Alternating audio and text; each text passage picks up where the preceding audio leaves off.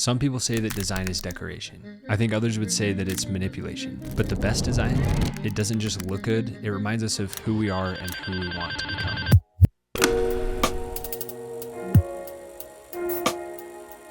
It's the feeling of being seen by an object. And that might sound strange until it happens to you. There's a reason that some brands just feel different.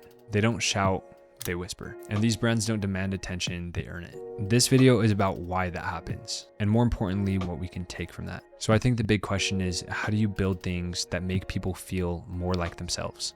Why do Apple boxes feel like unwrapping a Christmas present? And why does your Fujifilm camera feel like a friend? Apple doesn't just make laptops, they stage anticipation. That tiny delay when you open the lid, that's not an accident. And the same goes for Singer. It's not a car rebuild, it's a story restoration. What they're rebuilding and the emotion they're hitting on is nostalgia. Studies show that symmetry, simplicity, and familiarity calm our minds. So what does that mean? That means that good design literally reduces cognitive load. And that's why we just trust some brands instinctively before we even know them. And I think the big takeaway here is that design isn't just about looking good, but more importantly, it's about feeling understood. But some brands go deeper. They don't just reflect what you like, but they reflect who you are. Do you ever just walk past an Aesop sink or a fragrance store and you just feel better about yourself? Not just because it smells good, but because it feels like it was made for somebody just like you. And brands like Aesop, they aren't loud. They're not even mass marketed. What these brands do and what we can learn from them is that they focus on the architecture of the brand, what makes the brand feel good. In psychology, this is called affective forecasting. And what that means is that we feel closer to the things that resemble the future version of ourselves. Great brands aren't mirrors for status, they're mirrors for identity. They give us permission to feel more like ourselves. So how do they do this consistently over decades without chasing trends? Why doesn't Singer Porsche ever just release a new model? Why does Apple sometimes remove ports from their products before we're ready for it?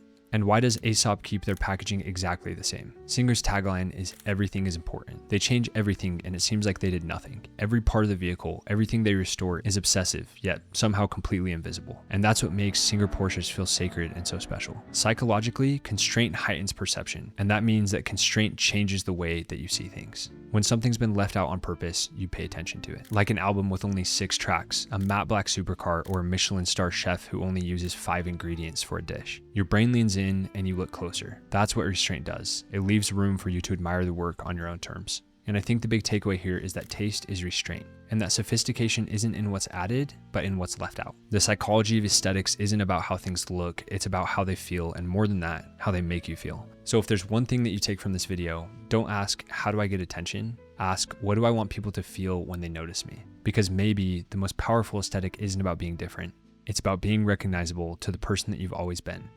I believe that there's a lot more that goes into the psychology of aesthetics, but this is just scratching the surface, and I hope you guys learned something from it. If you like this, please subscribe, and I'll see you in the next one.